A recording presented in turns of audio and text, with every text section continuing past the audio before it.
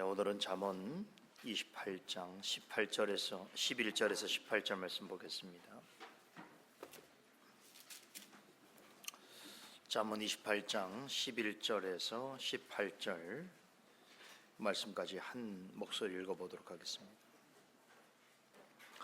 부자는 자기를 지혜롭게 여겨도 명철한 가난한 자는 그를 살펴 아느니라. 같이 읽습니다. 의인이 득이하면 큰 영화가 있고 악인이 일어나면 사람이 숨느니라. 자기의 죄를 숨기는 자는 형통치 못하나 죄를 자복하고 버리는 자는 불쌍히 여김을 받으리라. 항상 경외하는 자는 복되거니와 마음을 강박하게 하는 자는 재앙에 빠지리라. 가난한 백성을 압제하는 악한 관원은 부르짖는 사자와 줄인 곰 같으니라. 무지한 치리자는 포악을 크게 행하거니와 탐욕을 미워하는 자는 장수하리라. 사람의 피를 흘린 자는 함정으로 달려갈 것이니 그를 막지 말지니라. 성실히 행하는 자는 구원을 얻을 것이나 사곡히 행하는 자는 곧 넘어지리라.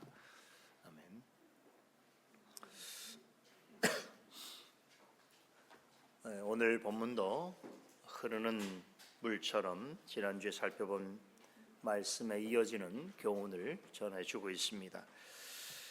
먼저 지난주 단락의 마지막 결론을 한번 보면 10절을 보십시다. 10절을 다시 한번 보면 정직한 자를 악한 길로 유인하는 자는 스스로 자기 함정에 빠져도 성실한 자는 복을 얻느니라 라고 하는 말씀으로 지난주 단락의 결론이 제시되어 있습니다. 잠언 기자는 이 말씀을 통해서 서로 다른 두 종류의 사람이 훗날에 최종적인 심판과 상을 받을 것에 대해서 언급하고 있습니다. 한 사람은 정직한 자를 악한 길로 유인하는 자요, 또 다른 한 사람은 하나님 앞에서 성실하게 살아가는 자이지요. 이렇게 28장 전체에 적으로 두 종류의 서로 다른 사람을 계속 언급하고 비교 대조하고 있는데 6절에 보면은 두 사람을 가리켜서 또 성실히 행하는 가난한 자, 또 사곡히 행하는 부자로 묘사한 적이 있죠. 조금 더 앞으로 가보면 4절에서는 이 두 사람의 특징과 차이를 율법을 지키는 자와 율법을 버린 자라고 설명하고 있습니다. 여기서 말하고 있는 율법은 하나님의 말씀이지요. 그러니까 10절에 언급한 두 사람은 결국에는 하나님의 말씀에 대한 전혀 다른 생각과 태도를 지니고 있는 서로 다른 두 사람이다. 이렇게 이해할 수 있습니다.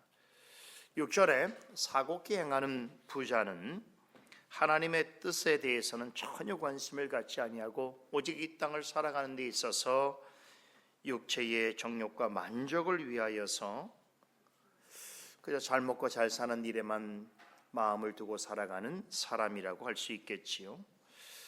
이 세상의 사람들이 부러워할 만한 돈, 명예, 인기, 건강 이런 것들을 이 세상에서 마음껏 누리고 사는 것을 인생의 최고의 목적으로 삼는 사람입니다.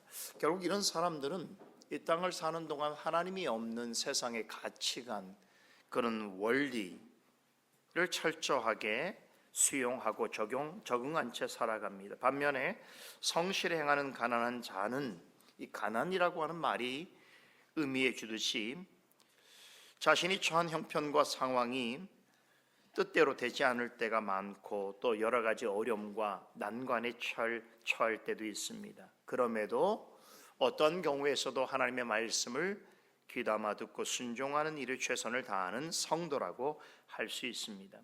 지난주 말씀은 이런 성도는 설령 이 땅에서 많은 것들을 누리지 못하고 또 하나님을 믿는 일로 인하여서 여러 가지 어려움을 겪게 되고 또 억울한 일을 당하게 될지라도 하나님 보시기에는 진정으로 복 있는 사람이다라고 하는 말씀을 전해주고 있습니다. 반면에 사곡히 행하는 부자는 이 땅에서 자신이 원하는 것 이상으로 많은 것을 얻고 누릴지라도 결국에는 하나님 앞에서 어리석은 자요 그리하여 하나님의 무서운 심판을 피할 수 없는 운명에 처하게 될 것이다 라고 하는 교훈을 전하는 것으로 마무리되었습니다. 오늘 이어지는 11절은 이렇게 서로 다른 두 인생으로 나뉘게 되는 이유를 설명하고 있습니다. 부자는 자기를 지혜롭게 여겨도 명철한 가난한 자는 그를 살펴 아느니라 라고 합니다. 자, 여기에서도 하나님의 존재와 하나님의 말씀에 대해서 완전히 서로 다른 생각과 태도를 지니고 있는 두 사람을 부자와 가난한 자로 대조하여 비유하고 있는데요. 그러면서 전자는 자기를 지혜롭다고 생각하는 반면에 후자는 자기를 잘 살피는 사람이다라고 그 차이점을 설명합니다. 여러분, 세상에 참 많은 부자들이 있지요. 여러분들이 생각하는 부자들이 많습니다. 그런데 세상에 많은 부자들은 하나님을 별로 필요로 하지 않습니다. 그 이유가 뭔지 아세요? 자신이 하나님보다 더 지혜롭다고 생각하기 때문이지요. 이 부자 중에는 특별히 자수성가한 사람들이 많습니다. 모든 자수성가한 사람들이 다 그런 것은 아니지만 이들에게는 몇 가지 공통적인 특징이 있습니다. 예를 들면 자수성가한 부자들을 보면 목적의식이 매우 강합니다. 또 매우 성실하고 근면합니다. 경제관념이 투철합니다. 또 성공에 대한 집념이 매우 강합니다. 그들은 실패를 두려워하지 않습니다. 어떤 상황에서도 나는 할 수 있다 라고 하는 생각을 갖고 그런 신념으로 살아갑니다. 그래서 보통의 세상의 관점에서 볼 때는 이런 의식을 가지고 자수성가한 부자들은 많은 사람들에게 부러움과 존경의 대상이 됩니다. 그렇죠? 하지만 신앙의 눈으로 보자면 이런 경험이 항상 좋은 것만은 아닙니다. 자수성가한 사람일수록 자신이 옳다고 하는 자기 주관과 자기 주장이 강합니다. 그래서 다른 사람의 조언이나 충고를 잘 들으려 하지 않습니다. 자신의 판단과 경험을 절대적으로 신뢰합니다. 소위 세상에서 사람들이 볼 때 성공했다라고 생각하는 자수성가형 성공자들은 거의 대부분 이런 습성을 가지고 있습니다. 아마 여러분 주변에도 있을 거예요. 그렇죠? 그런데 이들은 이런 태도가 하나님 앞에서 교만이라고 무지라고 절대로 생각하지 않습니다. 그런 이유 때문일까요? 통계적으로 보면 자수성가형 사람은 신앙생활을 잘 안 합니다. 잘 못합니다. 하나님을 믿으려고 해도 자기 자신을 부인하기가 되게 어렵고 자기를 내려놓아야 할 것이 너무 많다는 사실에 손사래를 칩니다. 그래서 적당한 선에서 자신이 필요하고 자신을 인정해주는 적당한 선에서 신앙생활을 하려고 하지 절대로 우리처럼 이런 모습으로 신앙에 들어오지 않습니다. 그런데 여러분, 이런 모습이 어디 자수성가한 사람만 그렇겠습니까? 자기를 스스로 지혜롭다고 생각하는 것은 타락한 인간의 기본 습성입니다. 여러분 생각해 보세요. 아담과 하와가 에덴 동산에서 왜 타락했습니까? 한 가지 중요한 이유가 있었죠. 하나님이 먹지 말라고 하신 선악과를 볼 때에 지혜롭게 할 만큼 탐스럽게 보았기 때문입니다. 아담과 하와는 스스로 지혜로운 자가 되기 위하여 하나님만큼이나 지혜를 가진 자가 되기 위하여서 선악과를 취했습니다. 이처럼 하나님을 떠난 사람은 스스로 판단하기에 옳다고 생각하는 일을 합니다. 그리고 그렇게 하는 것을 스스로 매우 지혜롭다고 생각합니다. 하나님을 떠나는 일도 그렇고 교회를 나오지 않는 것도 그렇고 자신의 판단할 때에 이것은 매우 지혜로운 일이라고 생각하기 때문인 것이죠. 하지만 중요한 것은 사람 그 자신이 자신에 대하여서 스스로 어떻게 생각하는가 하는 것이 아닙니다. 스스로 지혜롭다고 하는 자는 하나님 앞에서는 타락한 아담과 하와와 다를 바가 없는 것이죠. 자신은 하나님만큼 지혜로워지기 위하여 한 행동이지만 하나님 보실 때는 한없이 교만하고 어리석은 짓일 뿐입니다. 하나님 보시기에 지혜로운 사람은 가난하더라도 자기 자신을 살펴볼 줄 아는 사람입니다.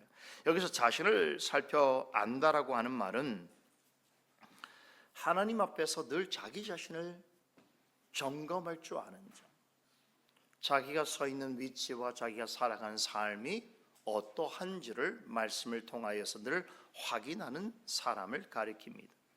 지금 자신이 생각하고 있고 하려고 하는 일이 과연 하나님의 뜻에 합당한 것인지, 또 하나님을 멀리하는 자들의 생각과 같은 것이 아닌가를 늘 말씀을 통하여서 사색하고 또 하나님의 뜻을 묻고 그리하여 바른 선택을 하는 자리에 있는 사람이 하나님 보시기에 가난할지라도 지혜로운 자라라고 말씀하는 것입니다.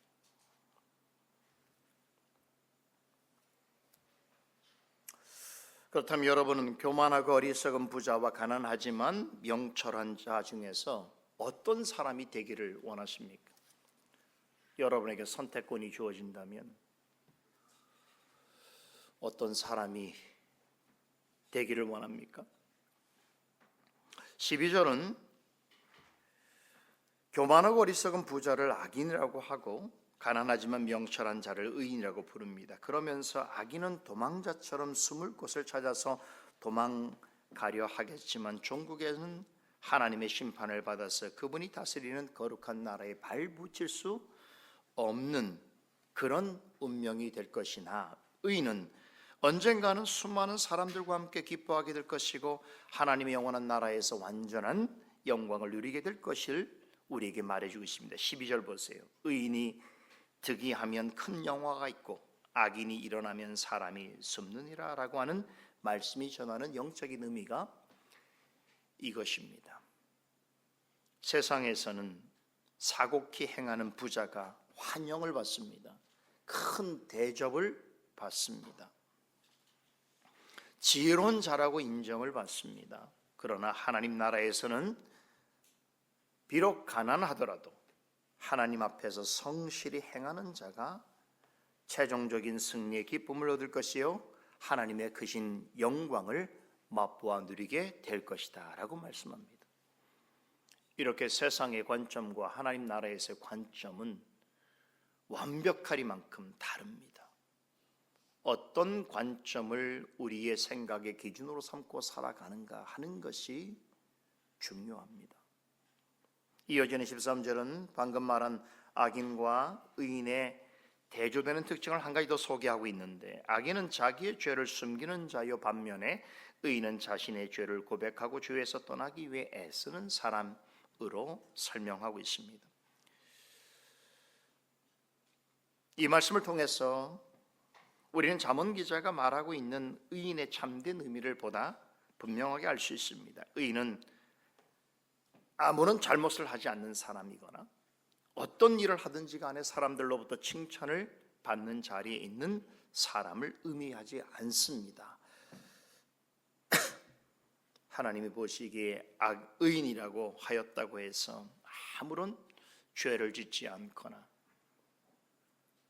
흠결이 없는 사람을 의미하는 것이 아닙니다. 오히려 하나님 보실 때 의인이라는 사람은 거룩하신 하나님 앞에서 자신의 죄인됨을 늘 겸허히 인정하는 자요, 하나님께서 자신의 잘못과 허물을 깨달아 알게 해주실 때에 자복하고 애통하고 그 죄악에서 멀어지기 위하여 애쓰는 사람입니다. 그렇게 행할 때 하나님으로부터 불쌍히 여김을 더욱 받을 것이며 하나님과의 관계가 회복되는 기쁨을 맛보게 될 것입니다. 여러분, 예수님께서 공생의 최초의 설교인 팔복설교에서 애통하는 자는 어떻게 된다고 그랬죠? 복이 있나니 하늘의 위로를 얻을 것이라고 말씀하셨습니다. 심령이 가난한 사람만이 하나님 앞으로 나와서 자신의 죄를 자백할 수 있습니다. 하나님께서는 그가 어떤 죄를 지었더라도 가난한 심령으로 하나님 앞에서 자신의 죄를 자복할 때에 그런 자를 복되다라고 말씀하시고 오히려 지혜롭다라고 칭찬하십니다. 하지만 자신의 죄인됨을 인정하지 아니하고 어떻게든 자신의 죄를 숨기고 은폐하려는 사람들이 있습니다. 그런데 그렇게 하면 할수록 어떻게 됩니까? 그 마음은 불안과 두려움과 근심이 쌓이게 되는 것입니다. 겉으로는 멀쩡해 보여도 속으로는 하나님 앞에 도망자처럼 살아가야 하는 것이지요. 하나님께서 드러내신 죄를 계속 숨기면 마음의 평안을 얻을 수 없습니다. 하나님뿐만 아니라 주변의 다른 사람들과도 화평을 이룰 수 없습니다. 자기의 죄를 숨기는 사람은 하나님의 백성으로 누리는 하나님과의 형통함을 맛볼 수가 없습니다. 잠언 기자는 14절에서 우리가 죄를 고백할 때 한 가지 주의할 점에 대해서 전합니다. 항상 경외하는 자는 복되거니와 마음을 강박하게 하는 자는 재앙에 빠지리라 라고 전하지요. 요약하면 죄를 고백하는 사람은 하나님을 두려워하는 마음으로 정직히 행해야 한다는 것입니다. 어떤 사람은 죄를 말할 때 입으로만 잘못했다고 말합니다. 거짓으로 죄를 자백하는 척 하기만 할 뿐입니다.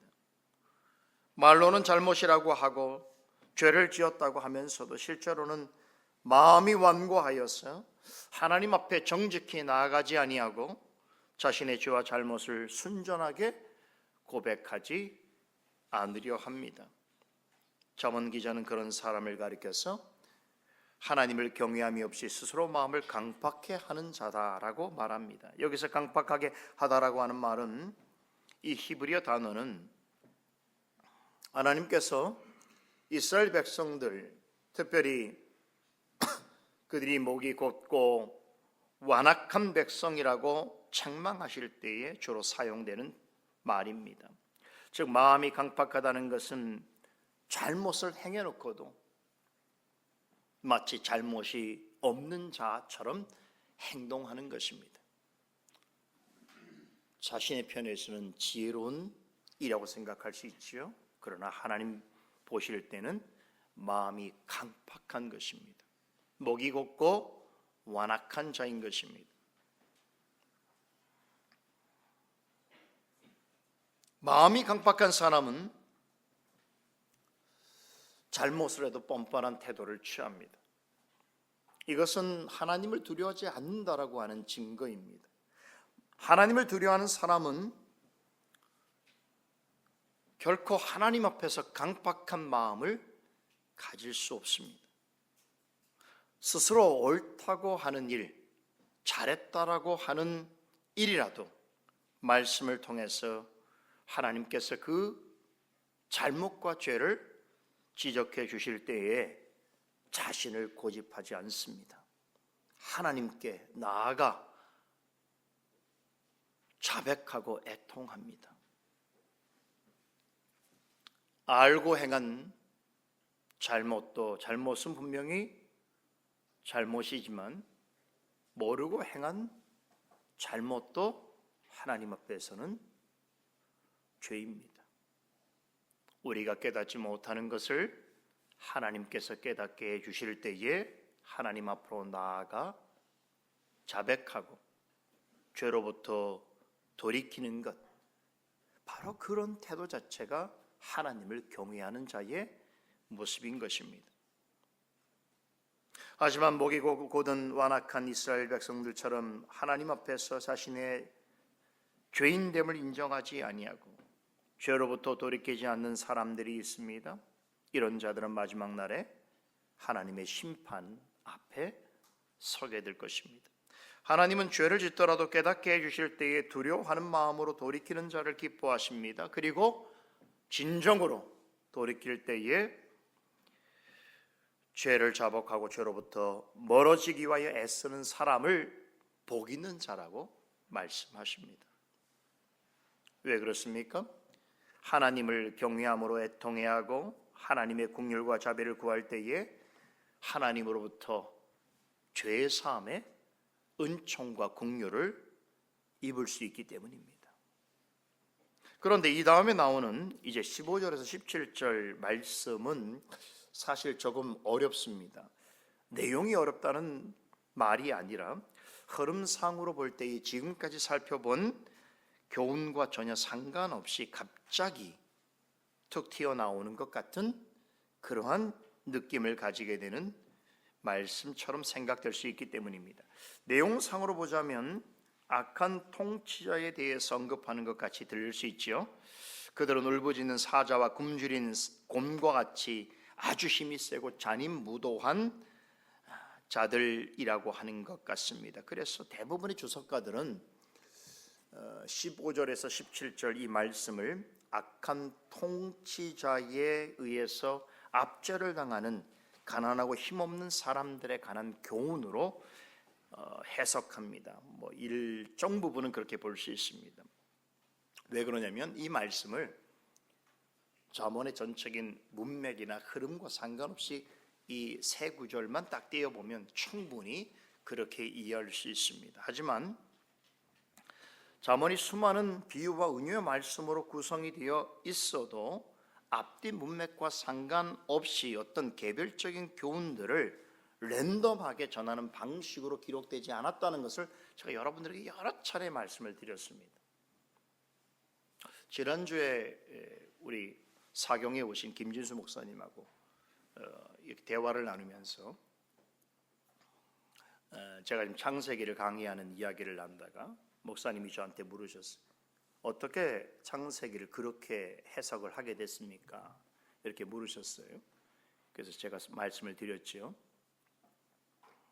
창세기뿐만 아니라 저는 성경의 모든 말씀이, 특별히 우리가 어렵다고 생각하는 시가서에 속해 있는 말씀, 내러티브로 기록된 말씀은 더 분명하거니와 그렇지 않고 어떤 시가적인 그런 내용으로 기록된 말씀도 저는 그 모든 말씀이 문맥과 구조에 있어서 성령의 일관된 진술이 있다고 저는 확신하는 사람입니다.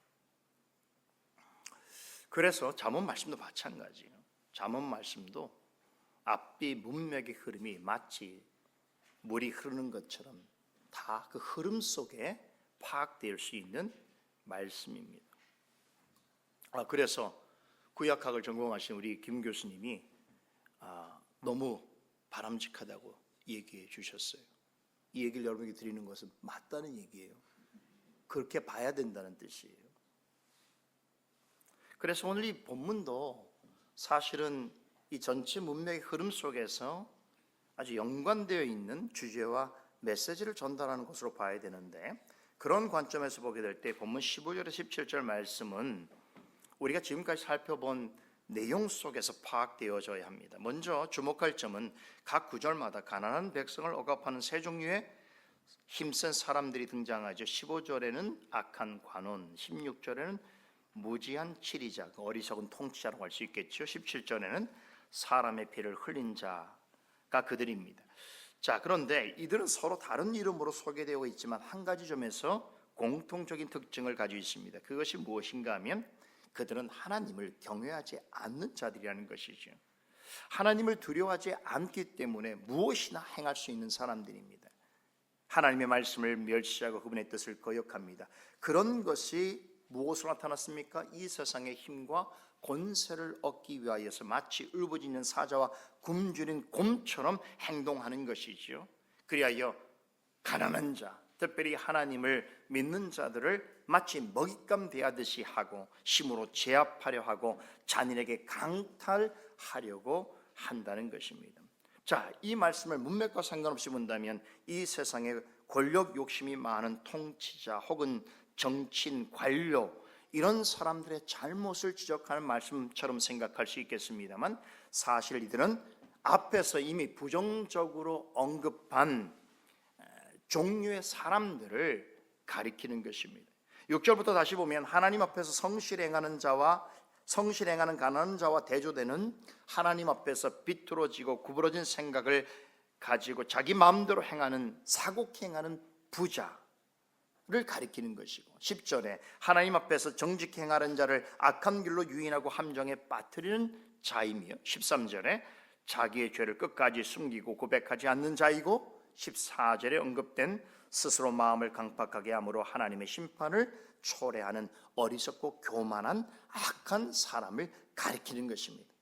그러니까 하나님 보시기에 이들은 가난한 백성을 압제하는 악한 관원 같고, 선악을 잘 분별하지 못하여서 백성을 도탄에 빠뜨리게 하는 어리석은 군주와 같으며, 자신이 원하는 것을 위해서는 무고한 사람들의 피를 흘리게 하는 사악한 통치자와 같다는 것입니다. 어떤 점에서 유사한가 하면 하나님을 두려워하는 마음을 갖지 않는다는 것이죠. 하나님을 두려워하지 않기 때문에 모든 인생의 일들을 자신의 주관과 자신의 생각과 판단과 경험에 따라서 행하는 자들이요, 결국엔 이들은 하나님의 말씀을 듣고 지키려고 하는 생각을 전혀 갖지 않습니다.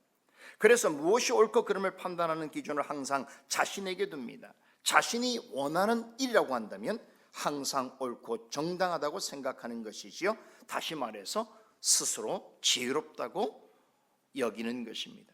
이런 태도로 하나님을 믿고 따르는 자들을 비웃고 조롱하고 또 실제로 겁박하고 박해하기도 합니다. 여러분, 이런 일을 행하는 사람들 중에서 자신이 행하는 일이 정당하지 않다고 생각하거나 지혜롭지 않다고 생각하는 사람은 아무도 없습니다. 자기 편에는 다 그렇게 생각하는 거예요.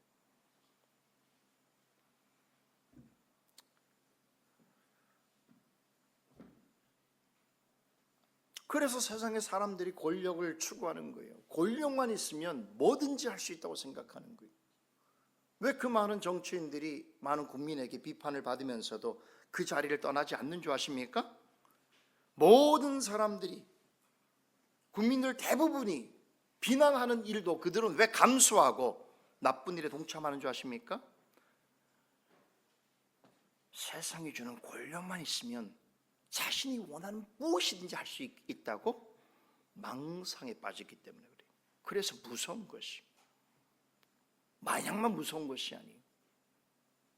권력과 재물, 명예, 인기, 건강, 외모, 사람이 빠질 수 있는 모든 것들은 다 사람을 비참하게 만들 수 있는 것들입니다.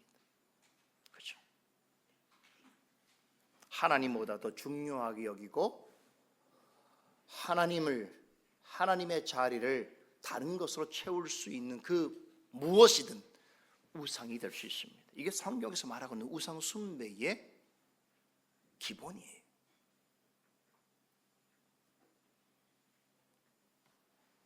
그러니까 이런 통치자들은 어떻습니까? 하나님을 두려워하지 않기 때문에 뭐든지 할 수 있다는 거예요. 누가 반대하고 누가 잘못이라고 하더라도 자신이 지혜롭다고 생각하고 힘이 있으니까 행할 수 있다는 거예요. 그러니까 하나님 앞에서 하나님을 경외하지 않고 살아가는 자의 모습이 바로 이런 악한 통치자들과 다를 바가 없다는 것입니다. 이게 잠언 기자가 말하려고 한 핵심이에요. 여러분, 어떤 통치자라도 잠시 동안은 권력을 가질 수 있습니다. 그렇죠. 그러나 그 권력을 함부로 사용하면 어떻게 됩니까? 그 결말은 비참합니다. 이것이 인류 역사가 주는 교훈입니다. 권세를 잡고 있을 때는 세상을 다 얻은 것 같이 뭐든 할 수 있다고 생각할 수 있겠지만, 그래서 무엇이든 시도할 수 있겠지만, 이런 통치자는 반드시 역사와 군중으로부터 심판을 받게 됩니다. 잠언 기자는 이런 일이 영적 세계에서도 유사하게 일어날 수 있는 일이라고 말합니다. 세상에서는 하나님을 대적하고 말씀을 거역하는 이들이 어느 때까지는 세상에서 물질과 권력을 누리고 성공한 자들처럼 여겨지고 많은 사람들로부터 부러움의 대상이 될 수 있을지라도 하나님 보실 때에는 어떻다는 것이, 그들의 최종적인 운명은 어리석고 악한 통치자들이 맞이하는 결말과 다르지 않을 것이다 라는 말씀이죠. 결국 이런 자들은 장차 있게 될 하나님의 심판을 결코 피할 수 없게 된다는 것입니다. 역사를 바라볼 때도 여러분 하나님의 시각이 필요해요. 당장 일어나는 모든 일들을 여러분 급한 마음으로 또 나의 수준에서 판단하고 평가하는 것은 그리스도인답지 않습니다.